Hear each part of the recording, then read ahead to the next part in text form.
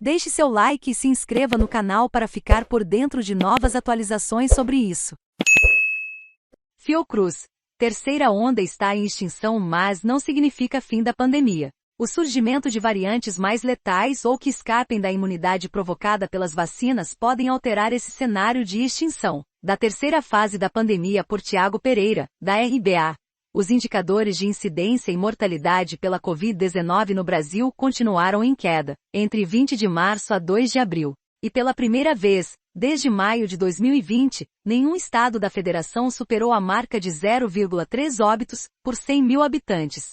É o que aponta o Observatório Covid-19, da Fundação Oswaldo Cruz, Fiocruz, em boletim publicado nesta sexta-feira, 8. De acordo com os pesquisadores, os dados permitem afirmar que a terceira onda da doença no Brasil, causada principalmente pela variante Omicron, está em fase de extinção. Eles alertam, no entanto, que isso não significa o fim da pandemia. O surgimento de variantes mais letais ou que escapem da imunidade provocada pelas vacinas podem alterar esse cenário. Nesse sentido, para que os índices da pandemia sigam em queda, é fundamental ampliar a cobertura vacinal no país, além de se manter os cuidados básicos necessários, como evitar aglomerações, usar máscaras e higienizar as mãos. O documento aponta para o rejuvenescimento da pandemia no Brasil. A idade média das internações e óbitos caiu abaixo dos 60 anos.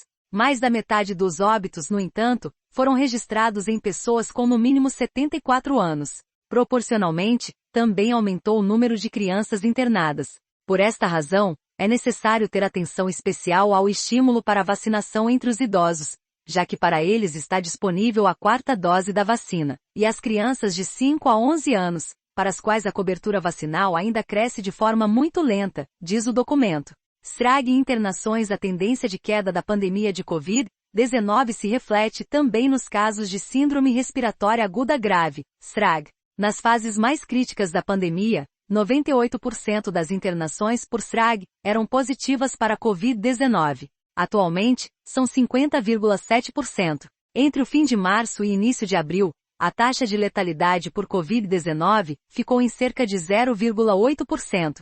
Ao longo de 2021, essa taxa oscilou entre 2% e 3%, conforme o boletim. Chegaram a cair para 0,2% no início de 2022, mas, em março, passaram para 1%. A redução desse indicador, observada durante a terceira onda epidêmica, é atribuída principalmente à vacinação de grande parte da população-alvo e à menor gravidade da infecção pela Omicron. Além disso, todos os estados e o Distrito Federal continuam com taxas de ocupação inferiores dos leitos de UTI para Covid-19 inferiores a 60%, fora da zona de alerta. Na terceira semana de março, foi a primeira vez que isso ocorreu, foi em 21 meses. No entanto, os pesquisadores alertam que a taxa de ocupação está apropriado, já que o número total de leitos oscilou ao longo da pandemia. Um dos principais desafios, segundo eles, é aproveitar esse período de menor transmissão da Covid-19 para atender às demandas represadas durante as fases de alta de casos. Aumento BA.2. Por outro lado, a rede genômica Fiocruz informou que a variante Omicron substituiu completamente a Delta no país. Ao mesmo tempo, observou-se uma tendência de aumento da subvariante BA.2 da Omicron, assim como ocorre nos Estados Unidos e em países da Europa. Em fevereiro, a BA.2 era responsável por 1,1% dos genomas. Em março, essa proporção subiu para 3,4%. Até o momento, a rede da Fiocruz identificou apenas as linhagens BA.1, 19.555 genomas, BA.1.1, 4.290 genomas, e BA.2, 151 genomas. No entanto, nesta quinta-feira, 7, o Ministério da Saúde confirmou o primeiro caso da subvariante recombinante XE, potencialmente mais transmissível. O Instituto Butantan sequenciou a amostra de um homem de 39 anos, que já se recuperou da doença. Balanço da Covid no Brasil. O Brasil registrou hoje 149 mortes e 30.212 novos casos de Covid-19, de acordo com o Conselho Nacional dos Secretários de Saúde, CONAS.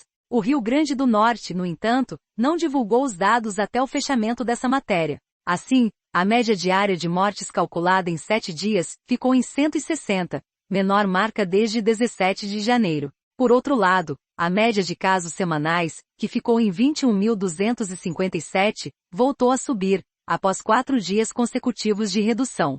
Em uma semana, esse índice registrou queda de 13,9%. Nos últimos 15 dias, a redução foi de 38%. Ao todo, desde o início da pandemia, o Brasil tem 661.122 óbitos e cerca de 30,1 milhões de casos de Covid-19 confirmados oficialmente. Assine o 247, apoie por Pix, inscreva-se na TV 247, no canal Cortes 247 e assista.